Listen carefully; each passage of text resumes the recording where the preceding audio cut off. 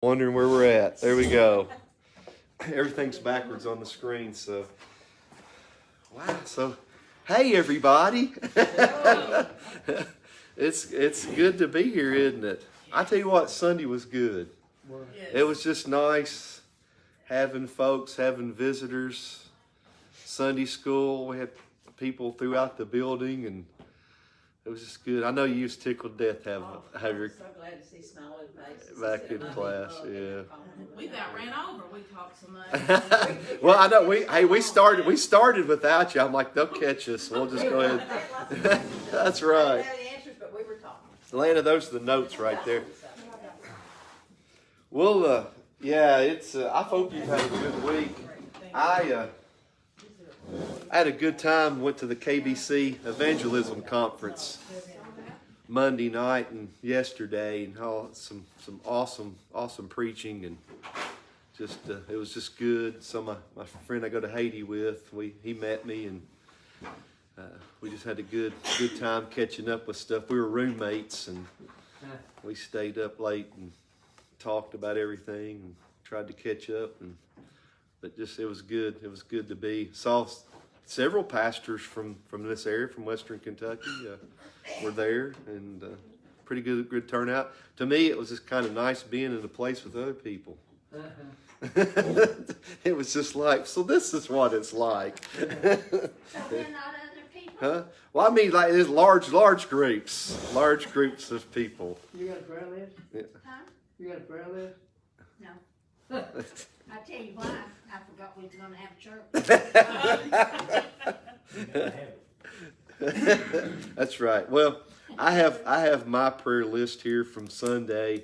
I got a text from Trina. Add Trina's mom, Mayetta. She tested positive for COVID, and she has pneumonia as well. Huh? Trina's mom. I asked her today how she was doing. She said she's no better, no worse. So she's holding her own. Her dad was going to go get tested today, but she said he's feeling better, so he didn't go get tested. So she said, keep praying. Thanks for praying. So if you'll add them to your prayer list. And John Summers he's in his RV on vacation. So yeah, he had some shortness of breath and heart palpitations, and he has a history, a family history of heart disease, and so they ran him through the ringer real good, I think, Sunday, and tested him, and everything came back good. So Just jump in the RV and take off. just jump in the RV and go. Get your stress now. That's right. So Anything else on Brother John? Anything else on Brother John? Brother Don, I got to visit with him Sunday. He's hanging in there. Just continue to pray for him. Pray for Miss Hazel.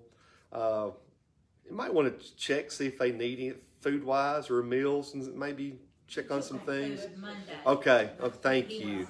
Yeah, I took him chicken and dumplings. Yeah. He's been eating. She said, that's he's always had his appetite, and he's been eating. And of course, Ken comes over. He's still got his drainage tube in, and Ken's been taking care of that. I think their grandson Caleb spent the night. Caleb's been. I know Caleb's been helping a bunch. So Caleb are taking turns. yeah. Okay. Good. Yeah, but just more than anything, I know just check on her and you check on him, and if he feels like talking, if you call or something like that, if he feels like talking, she'll let you know, and he'll chat with you. So I had a real good visit with him. We talked a little bit, but he's really weak. His voice, I had to get right about over him to hear what he was saying. So I didn't get to see him Monday. He's still having a really rapid heartbeat.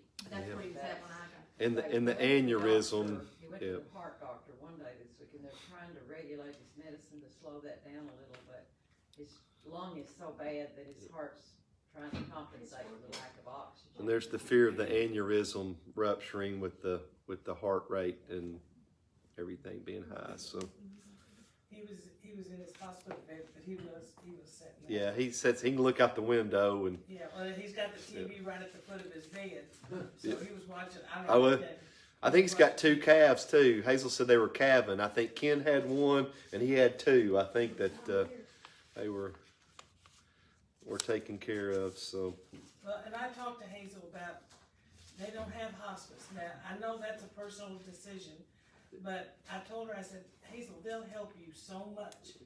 They'll supply his medicine. Anything you need, they'll supply it for you where you don't have to pay for it. Yeah. But that's Yeah. strictly up to them, but, I told her about, have the doctor has to order it, so I don't know that she will, but that's a personal thing too, so. But it sure would, they are a wonderful organization and Yeah. they help out tremendously. yeah, I don't know what we would have done without him. With my father-in-law, we really helped us out a bunch. Miss Gail, how's Miss Gail doing? She kicking the football yet, or Had a pretty rough week. a rough week? Bursitis in her Oh, hip. okay. That thing all Because week. she had been doing good, so She was in terrible pain, but the doctor, they took her to the doctor. Alan took her Monday and she got a shot, and that is deader. okay.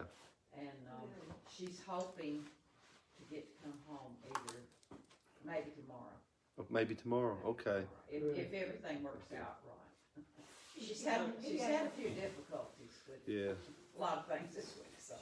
Is she gonna be able to stay by herself? Yes, yes. Okay. Well, of course, we'll help her and, Yeah. and she can get home health for her physical therapy. So. She doesn't have to do And Miss Betty, anybody update on Miss Betty? I talked to her yesterday, I haven't talked to her today. She had a rough day yesterday, she's sick at her stomach all day. Was it pain? I know pain meds had been making her sick. Yeah, The same back Yeah. to pain meds. Okay. she's doing physical therapy when she feels like going, but she's not really been able to go like she should. Cause she,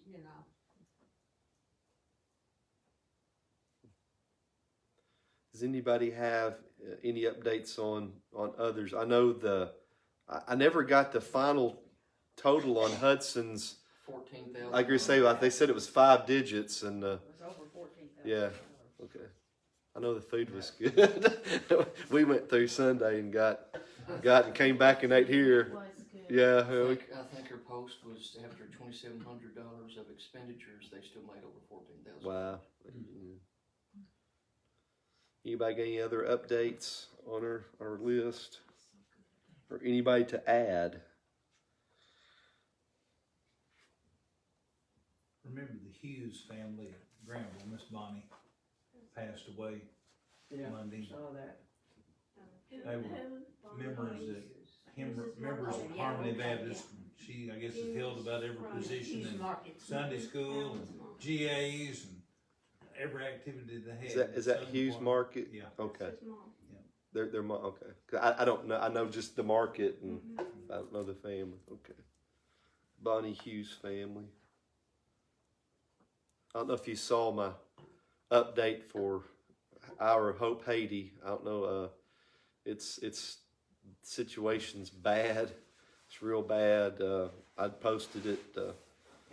Johnny and I'd spent a lot of time talking about Haiti and about the possibilities of even 2 or 3 of us going in and trying to maybe sneak in and just survey the situation. It's dangerous now, but gangs have taken over, and they had killed several police officers and stowed weaponry, which they would be the only one to have it. And, there's no really they didn't hold their regular elections, so anybody that was in office, or they don't have a position anymore. Fritz's brothers actually was like a congressman type or senator type person in the area. He doesn't have a job, so none of those people were reelected because they didn't hold proper elections. So the president that they don't want down there anyway, he's taken all the extra power, and it's just really, the Haitian people won't even get out. They're kidnapping people to get, the gangs are kidnapping to get money, and people are starving. You I know, was gonna send them the balance this month. you can, and the reason being is we're trying to right now. Our ministry is to help the church. Okay. And so we can, through small increments, get to Fritz, and that way he can buy like rice and things like that for the orphans and the orphanage, and for some of the families at the church. And that's really all we can do right now. Is we can't get there and go. The bad thing is the gangs wait at the airport, and it's pretty obvious when Americans come. There's no way to sneak in and out of the airport, because we have to go across the parking lot to get into. I mean, last time we went, we had policemen escorts, and we pulled the shades in a van that we'd rented, and they took us out another door, and we were able to kind of get to where we were going. But it's real obvious when, you know, the Americans show up at the airport of Haiti. It's kind of like a yellow neon sign over your head. Yeah, you know, and so it's heartbreaking. The Gospel Church of Peace, there's the main church. There's one down by the airport. There's one in a place called Quadabouquet, which is, I mean, there's 5 or 6 little sister churches that have been started and everything that are, you know, and they're part of that church. So that's really kind of where we're trying to get the school finished, I think. We got a balance of 600 to send them. Okay. But he's been kind of, just because of the way everything's going, we've had some large donations come in. He's just been kind of holding on to, not knowing what's going on, but we're trying to get him money the way that we can. It's not even, you got to go get the money, and then you got to get back home with the money, and you got to, so it's not even safe for him to have money, because, somebody knows. So it's not good, but I appreciate y'all's prayers, and I put the update on our Facebook page if you want to check it. He just talked to him last night, so that was fresh from him last night. So bad situation all around. Anything else?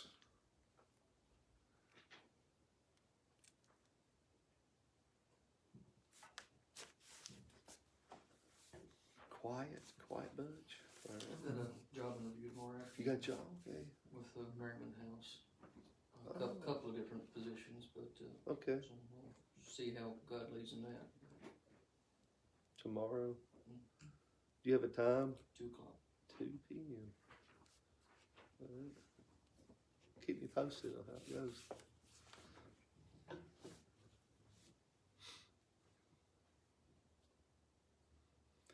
All right. Chris, would you lead us in prayer before we get started?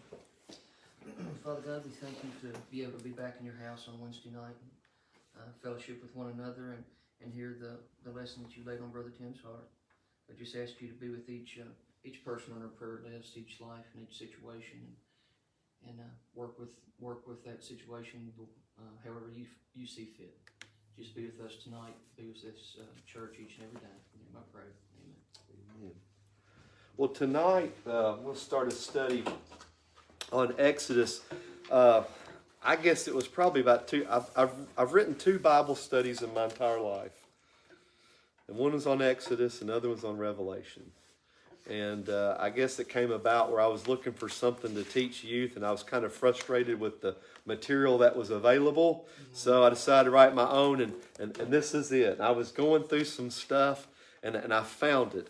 And if you're reading through the YouVersion, read your Bible through chronological order, you're in Deuteronomy now. And so I've been coming through Exodus and Numbers and Leviticus, and the whole thing about Exodus and the tabernacle has just kind of really jumped out at me. And so I got the Bible study, and I began to look over it, and I'm like, that'd be a really, really good thing to do on Wednesday night when we finish up our cults and false religions. And so if you're interested, I always kind of like to share the resources that I use. I've had this book. It's a really, really good book. It's called Gleanings in Exodus. It's by a guy named Arthur Pink. I'll lay them up here. And then this verse by verse commentary is really good. And then this Christ-centered exposition series, David Platt, several others. These are real good too. But this guy right here, he is on, either the blueletterbible.org or there's another online commentary that he writes with, and this is from it. But those are really good stuff to choose from. Let me see here. Oh, there it is, Exodus. That's where we're at. But I just want to kind of tonight, I want to do an overview and look at a few things as far as the overview, and then really, how did we get to the point of Exodus? That's kind of how the name of my study, I named it "Get Us Out of Here," because that's kind of what their prayer was. Get us out of Egypt. And but I want to look at how the Israelites got there, and then kind of what's leading up to the birth of Moses. I think that's about all we'll get to tonight. But if you have a handout, we'll go ahead and look at an intro, an overview. The author of Exodus, most scholars agree that Moses wrote most of it. And so like Genesis, Exodus, Leviticus, Numbers, and Deuteronomy, Moses is the author. Exodus comes from the Greek word which means departure. And it is derived from ek, which means out of, and hodos means road. So that's where the name comes from. Exodus is not a separate book, but in itself, but it's part of 5 called the Pentateuch. And each book is tied together to tell one story. So when we did Genesis, we did the origins of Genesis. We went to chapter 11 and we stopped there. But if we would have continued on, we would have found that Genesis, they connect each other. Also, Joshua, it's not part of the Pentateuch, but Joshua takes off, from where it leaves off. Joshua, you got the Gospels. Joshua is to the Old Testament to what Acts is to the New Testament. You have Matthew, Mark, Luke, and John, and then you got Acts. And so you got the first 5 books of the Old Testament, and then you got Joshua. So Joshua is kind of like, Acts is the Acts of the Holy Spirit. And so, you've learned about God's promise to his people to be a great nation. Abraham, I'm going to give you a land. I promised you a land. Well, Joshua is that action taking place. And so Exodus is kind of one of 5. And so we're going to learn, the story of Pharaoh. I can't, growing up, the movie 10 Commandments with Charlton Heston, that they always showed on Easter. I guess with the Passover and everything, it was, I can't ever not unsee that. Every time I look at Exodus, a story of Exodus, the Red Sea, the 10 Commandments, I hear that music, bum, bum, bum, bum, and I see him, he's got, the hair and everything, but, Pharaoh, Yul Brynner as Pharaoh, which he is a good Pharaoh. And, but Pharaoh is Egyptian for big house. That's what Pharaoh means. It's Egyptian for big house. When we look at this, Pharaoh and Moses, a lot of times we will look at that and we will think that Exodus, that part, it's a battle between Moses and Pharaoh. Or we'll even think maybe that it's a battle between Israel and Pharaoh, or Israel and Egypt. But it's actually God versus Pharaoh. Pharaoh is an anti-God figure in the book. The main theme of Exodus is redemption. It's redemption. It has Jesus all over it. Redeem, the word redeem, according to the Oriental law of kinship, it means to be the next of kin or to buy back. So redemption, every part that you read of Exodus, it's just kind of screaming redemption. And that's important when we get up here about understanding the symbolism. Here's a little quick outline for Exodus, chapters 1 through 6. And I borrowed this outline from this Gleanings in Exodus because it focuses on redemption. Well, 1 through 6 is the need for redemption. And it talks about the Israelites being enslaved. Chapters 7 through 11 is the might of the Redeemer, and that's the plagues. Chapter 12 through 18 is the character of redemption. That's the blood of the Lamb, the Passover, the Exodus. Chapter 19 through 24, we have the duty of the redeemed. That's obedience to the Lord. And then chapter 25 through 40, provisions made for the failures of the redeemed. And that's the tabernacle. If you're reading through, it's almost comical in a way. It's sad in a way, but it's a comical in a way. If you're reading through the Bible in a year, how the Israelites, right? They get us out of here. Get us out of here. They get as far as the Red Sea, and they're like, take us back. I know you've let us out here to be slaughtered. And then when they see the Red Sea, right, and they're in the wilderness, and it's kind of like, we're just going to die out here. We had plenty to eat in Egypt, and it was just, and so they wandered for 40 years, and you just see that pattern over and over and over again. But isn't that so much like us today? I mean, we're really not a lot different. We kind of complain, or we forget the things that God's done in our life. And so even through it all, there was several times that God's like, let me just go ahead and just wipe them out. I'll start over with you. And Moses just like, Lord, what will other people, what will all these other nations say? Yeah. That you brought your people out just to wipe them out, and God spared them. And so the tabernacle, the provisions made. And so that's kind of an outline, and we'll kind of see that as we move along through those different things. But it kind of helps. Another thing, I keep talking about this, the Bible, the daily reading on the YouVersion. If you haven't started, you could still jump in. But at the beginning of every chapter, there's a little video. I love that that video. It's a guy talking and drawing the picture, and he's telling the general story of the whole, and he does it in about 5 minutes. And he tells the main themes, he tells everything about it. And I'm like, that's so good. But what that does is, as you read and as you study, it kind of helps you just kind of understand what's going on. And this, to me, this is the coolest thing about Exodus. Understanding the symbolism of Exodus. The Old Testament meets the New Testament.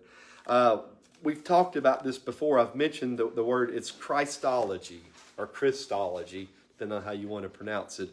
And Christology is the theological interpretation of the person and work of Christ.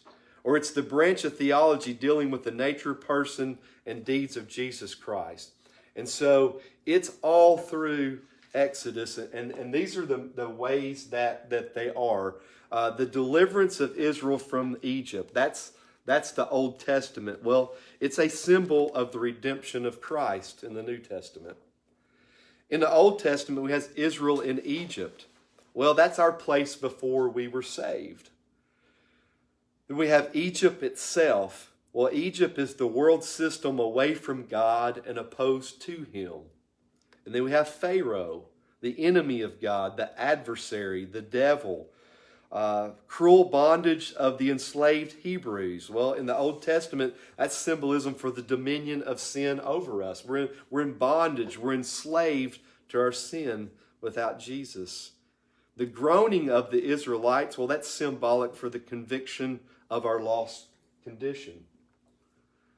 Moses, or the deliverer, or being raised up, well, the symbol is symbolic for Jesus, who was our deliverer, who was raised up and now sits at the right hand of the Father. We keep going on. We have Passover night. Passover night, the security of the believer under the blood of Christ. There's so many things during the Passover that's symbolic of Jesus in and of itself. The Exodus, well, that's deliverance from bondage. They were slaves and God delivered them. Just like we were slaves to our sin and Jesus has delivered us. The Red Sea crossing. Well, in the New Testament, that's union with Christ's death and resurrection. It's a picture of baptism, if you will. We're buried in Christ and risen to new life. We got the wilderness journey, trials, testing, God's provision, experiences of our faith journey. We face trials, we face tests, we see God's provision. Moses. They're getting ready to, right now in the reading, they're getting ready to go into take the promised land. And Moses is reminding this new generation of all the things and renewing that covenant and going over the commandments with them. And he's like, for 40 years you wandered and your clothes never wore out or your shoes never wore out on your feet. Think about that. I mean, And there was always food from God always available. food to eat. They had water to drink. I mean, I remember it seemed like the kids, they had their feet grew. I had to buy them a new pair of shoes like every week because their feet were growing, and they never wore out. I wear sole, the soles of your boots wear out just, working in them and with a year's time, 6 months time, depending on what you do, they didn't wear out. And he reminds them of that, and God provides for us. And I think even in this year, just look back at how God's provided for me and my family, and how He's provided for my children, and how He's looked over us. Yeah, we're in the middle of. I don't like being in the middle of this. I don't know anybody that does. I would go as far as I hate being in the middle of this. I've not liked really, the whole aspect of it all. But in the midst of that, God has been so good. And I have tried my best not to be that one. God, we were better off in 2019. that kind of. I've tried not to be that kind of person, and. Sometimes it's hard, but it's also the wilderness journey is the experiences of our faith journey. When we come out on the other side of the wilderness, when we come out of that testing, when we come out of that trial, when we come out of 2020, even though 2021, we feel, I know it, it's like Groundhog Day, the movie, getting up every day. But, when we come through it, the experiences of those faith journeys and how we've grown. We also have the law, because they received the law. Well, in the symbolism there in the New Testament is obedient submission to our new master. And then the tabernacle is kind of the last thing, the excellencies and the glory of Christ. I'm excited about getting into the tabernacle. Every time I kind of read that, I get really, really excited about that, because it's so much Jesus that it's pretty great. So let's hang on. Let me go over this first part first before we read a little bit. So how did we get here?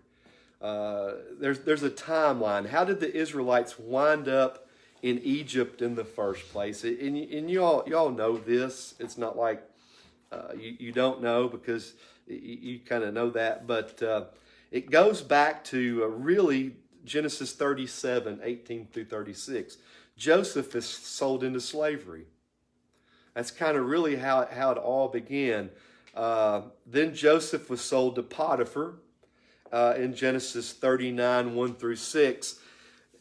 We find that Potiphar's wife, Joseph, he was second in command to Potiphar. And Potiphar's wife really liked Joseph, and she came on to him over and over again, and he refused her. And the last time, he he leaves. He ran out of there, and of course she accused him of attacking her, and he's imprisoned. In Genesis 39, 7 through 23, I always say this, it's like Joseph was thrown in prison for doing the right thing. He made the right choices, but it was all part, it was part of God's plan and purpose. Well, in Genesis 40 through 41, you remember that he interprets the dreams of the baker and the cupbearer. Thanks, Michael. Yeah, that one left me. Baker and butcher. I'm like, that's not right. Candlestick maker. That's it. That's it. And he interprets their dreams. They come true, and he's like, remember me. And well, the one guy was dead. The one guy died, and the guy didn't. The other guy didn't for a long, long time until Pharaoh started having these dreams. And he's like, oh, by the way, there was the guy that was in prison with me. He can interpret them. And so they got him and they cleaned him up, and he interpreted Pharaoh's dreams about the famine. And so in Genesis 41:37, he's appointed ruler over Egypt. And God was with him everywhere he was at, even when he was in prison. He had favor. He was like the steward. Is that what they are in jail? They appoint like the steward. It's the guy that kind of like gets to do a few responsibilities and stuff. And he was appointed ruler over Egypt. He had a lot of power. He prepared for the famine, and then the famine came. Genesis 42 through 43, we have the famine. His father, Joseph, to him, Joseph's dead. He's bloody coat and wild animals tore him up. And so they have food in Egypt. Go buy us some. And we know that whole transaction there. Joseph recognized them, but they didn't recognize him. He was Egyptian. I mean, you think about Joseph. Egyptians, men, they shaved their bodies. They shaved their heads. They wore makeup and eyeliner around their eyes. He spoke Egyptian. He wore the gold around the arms, and he wore the white skirt. I guess I don't know the proper name for it, but Egyptian kilt. And to them, he looked Egyptian. His skin was probably darker than, because he lived in the Egyptian climate. And so when they came in, they didn't know who he was, but he knew them. And I love that story too. It's a great transaction, but we find out that the famine brought the brothers in, and Joseph sets the trap. In Genesis 44 and 45, when Benjamin comes back, then he reveals himself to them. And he says, what you meant for evil, God has meant for good. He said, I'm here. I'm put here because, you would all starve to death. But God has placed me here to provide food and to keep food and to keep you all alive. And so, he's like, move here. And so they loaded up the hills and they moved to Beverly, right? They went. And so in Genesis 46 through 47, Jacob and the family, they all moved to Egypt. And the Pharaoh there, he gives them, he's like, take the good land. Take Goshen.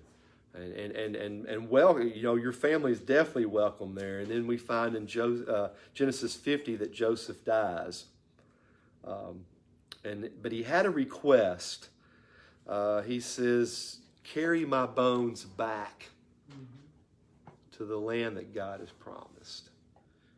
And that's he says, God's promise to Abraham to provide a promised land. He said, don't bury me in Egypt. Take my bones back with you. That connects the Exodus with the Genesis story. And then Exodus begins with the genealogy in chapter 1, verses 1 through 7. I put this, when I wrote this, it's like study questions for youth, but these are just, you can bounce these around in your head. how did we wind up in bondage? This, if we want to put that, if you want to if you're talking about somebody, and you're kind of using that story about the Israelites being in bondage, how did they wind up in bondage? Well, they wound up, and we're going to kind of look at how that all happened. But how did we wind up in bondage? Well, it goes back to Genesis chapter 3. It all goes back to there where, even Adam and Eve, they chose to disobey God. And Same way they did. We put ourselves there. yeah. And so that's to think about. You can talk about what sin is. Sin is whatever offends God, and sin is what enslaves us. It's what keeps us in bondage. And then the next question that I wrote down is, do we have to remain in bondage? Do we have to remain in sin? Of course, the answer to that's no, we don't. And then I tossed this one out. What are some things that make you a slave? What are some things in our life, and you don't have to call these out or anything, but just kind of think in our head, what are some things that enslave us? Disobeying God. Yeah. Just anything we do that goes against God's will. And we can name, we have certain things in our life, that we struggle with, and even though we're free from the bondage of sin, Romans 6:15 through 23 says that we're no longer a slave to sin, that we're to walk in a new way of life. But yet, when we choose to go back to those things, we choose to link ourselves up with that and allow them to hold us hostage, if you will. You're no longer a slave, you're a willing participant. Yeah. And so we get into the next part, number 2. It's a change in times. If you have your Bibles, if you would open them up to Exodus. I have to keep track of my time, not to be in live stream only. I have to, now I can't be going like an hour and a half on Wednesday nights. Miss Leslie's giving me the look like, I'll cut you off. Well, it'll just cut you off. It's done. It's like, I gotta go watch the ball game on me. That other Cats were playing on Wednesday night, and I was like, man, everybody's leaving me. I was like, I can see the number of people, and all of a sudden, about tip-off time, that number goes down. Like, what's up with that? So if we look at Exodus chapter 1, if I can find it here, my pages are stuck together. Starting in verse 8. Now there arose a new king over Egypt who did not know Joseph.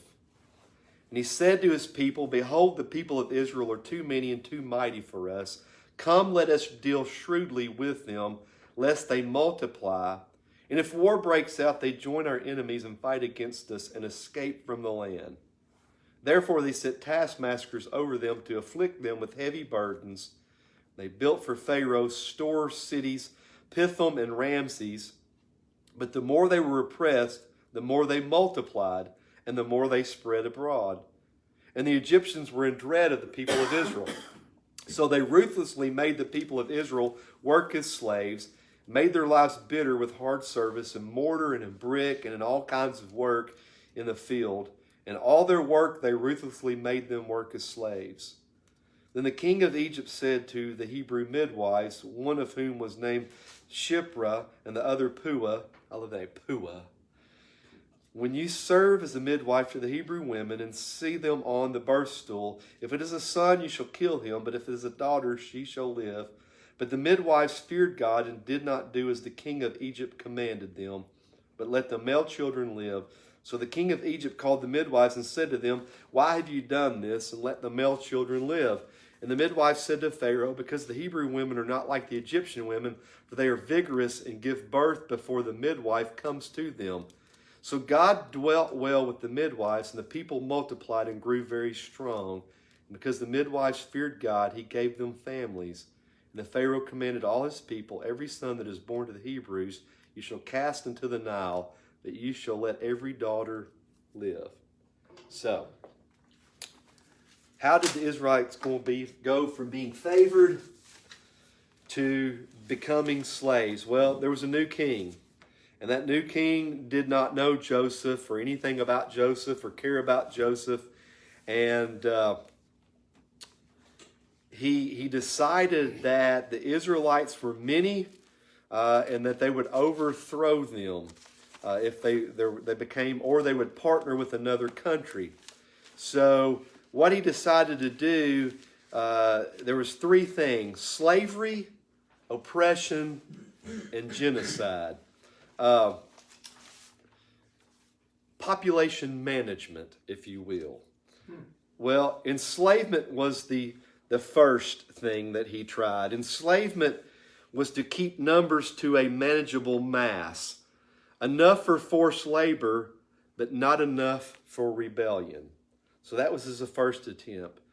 Then what happened was, though, the result was further population increase. They increased even more. So, Here's your son. that's right. That's right. So the next, he's like, well, the midwives killed the Israelite males at birth. Why the males? Well, only males posed military threat. So that's the males. So the result, population increased even more. And so his final solution was to murder the male infants by throwing them into the Nile. There's a neat thing about water here. Water will play a central role in bringing struggle to a close. The story begins with water, throwing the children into the Nile, Moses in the Nile, and it ends with water, the Red Sea, and the destruction and the destroying of Egypt. So, genocide is the deliberate and systematic extermination of a national, racial, political, or cultural group. So that's what he was doing. Greek geno means race plus side. So a deliberate and systematic extermination of a national, racial, political, or cultural group. So he decided, to kill all the boys, to kill the males. There's something else going on here too. This is an effort by Satan to stop the Messiah from coming. Okay? This is not the first time or the last time that Satan would do this. We find in Genesis 3:15, if you would flip to Genesis 3:15, that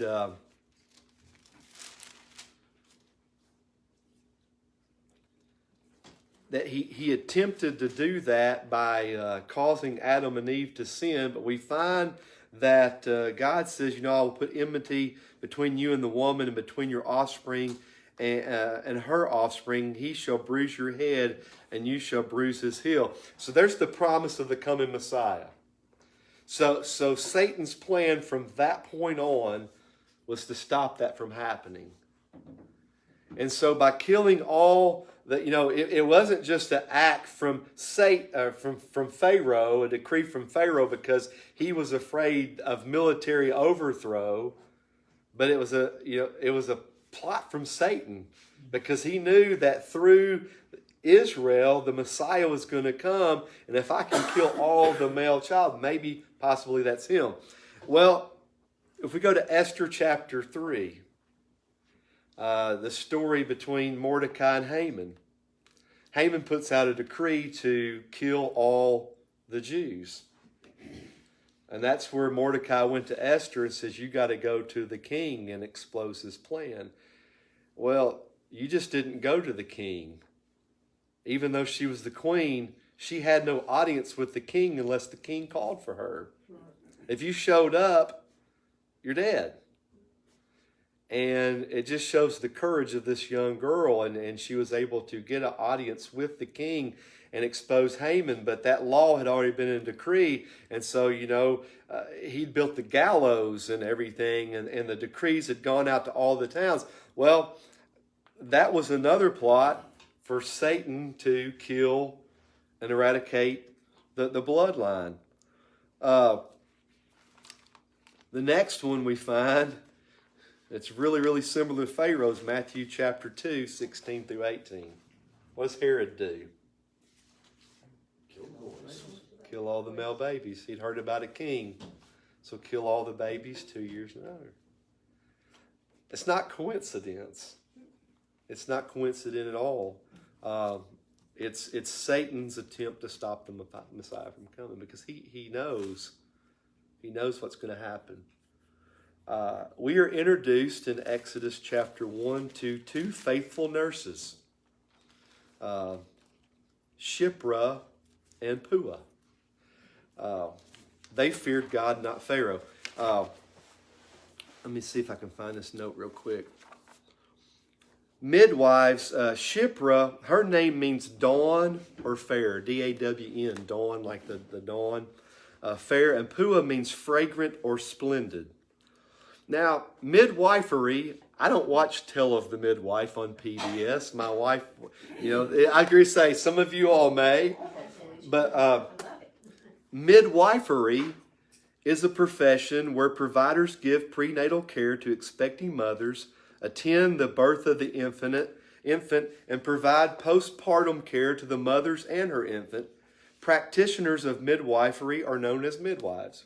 You know that. So here's the thing. Imagine, and I found this stat, if one imagines that a busy midwife could attend perhaps as many as, but not likely more than 10 births a week. That is about 500 births per year. This would mean that two midwives might attend 1,000 births per year. I don't know nothing about birthing no baby, right? This is Miss Prissy from Gone from the Wind. These ladies knew something about birthing babies, okay?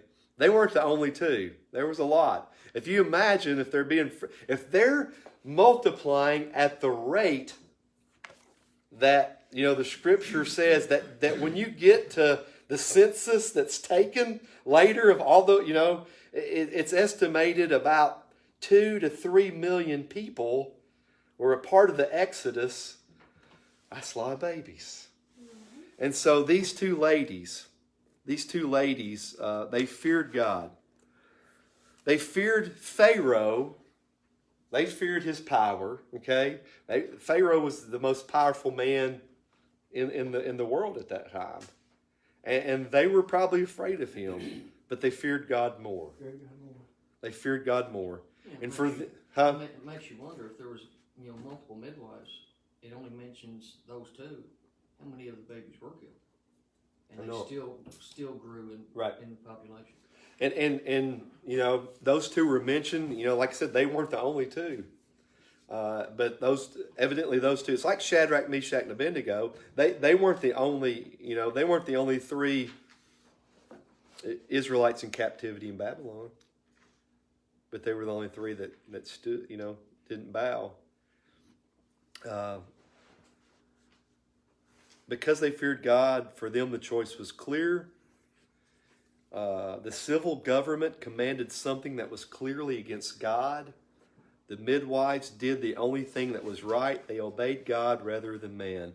And that's the principle of Acts 19. And it can be taken to extremes, but, it's pretty evident. Murder babies or save them. And to them, it was a no-brainer. Somebody must have witnessed to those midwives, though. Yeah. Or they wouldn't have known that about them. To be around them and to know, that just day in and day out and being, they had to know that there was something different about them. Sure. And they probably had heard the stories and everything. Do you think maybe they were? It says the Hebrew midwives. Maybe they were Hebrew people, Jewish people that were. I read something because of the names and what their names meant. Were they Egyptian names? No, they were said they were most likely because, Egyptian names usually were attached to false gods. Yeah. And so, but they answered to Pharaoh. Yeah. Well, but in Egypt. Right.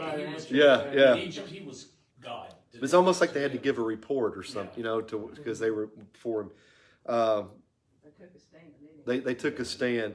And, you know, in Romans 13, 1-5, it talks about being submissive to the authorities over us, but we are never called to put government in place of God.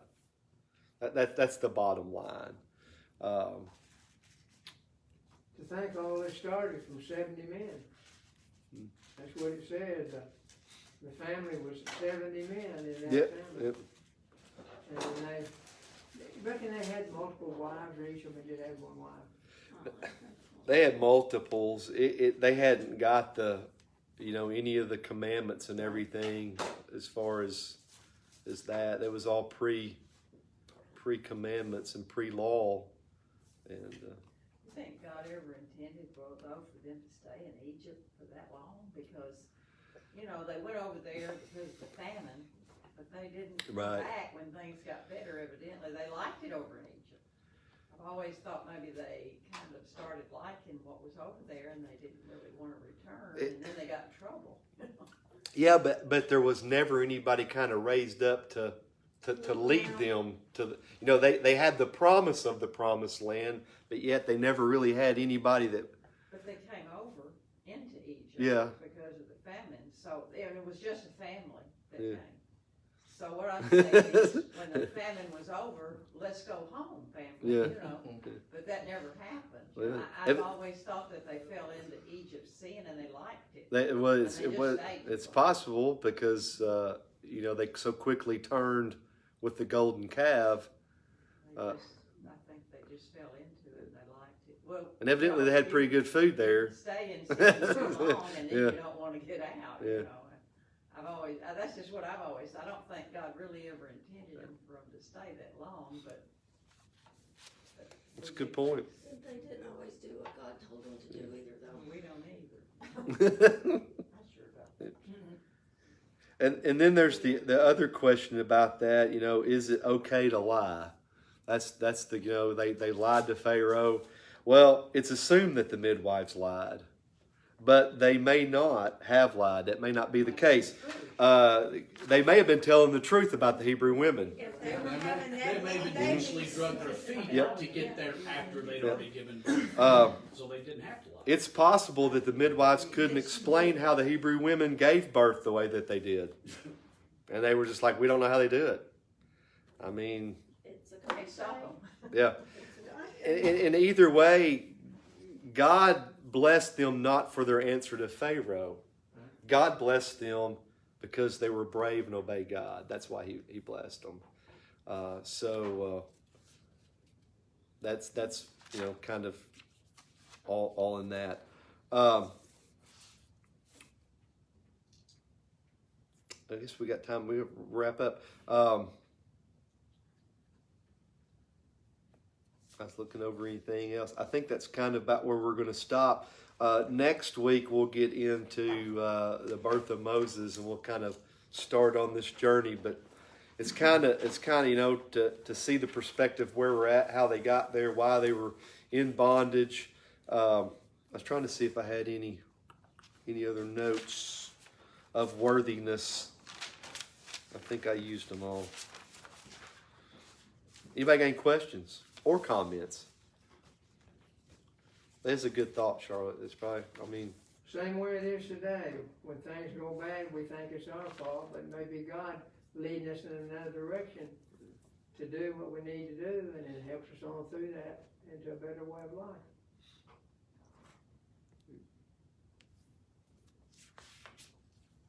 Poor Joseph didn't know what he was going to end up, but he knew when he's on that, had no that idea. camel caravan heading toward Egypt, he didn't have a good idea. You know, you were talking about the fact that the man didn't remember Joseph, asked him to speak up for him. But you know, the timing might not have been right, you know. If he had spoken up earlier, the Pharaoh might not have been having any dreams, you know, I mean. I'm saying, That's right. God has perfect timing and Yeah. you know. But the thing about Joseph was he was just always did whatever God required of him. I just always thought this was a bum deal, Charlotte, to be, you know, yeah, I remember you. I mean, how many times, I mean, I've even had people, you know, I've probably even done it before. It's like, hey, you know, think of me, like, to do this or something. Oh, yeah. And then, like, a week later, like, oh, You know, you're like, oh, What was it? what was it? I know it. I just always kind of thought that's a bum deal that he stayed, you know, all that times in jail. Well, you know, And it's the like, guy could have, you know, he just didn't want to speak up because, you know, until there was actually a dream, he did, you know, he was back out of jail. Right. He didn't want to do anything. No, He just no, wanted I to know it, I get know it. himself in trouble I know with it. it. it's like I recommend this guy and he can't do. I know. Charles said, I've had these dreams. Then he says, oh, I've Yeah. got the answer. Yeah, yeah. Nobody else could interpret them, and it's like I know a Wait guy. for the right moment, I Yeah, guess. I know a guy. I'm gonna go ahead and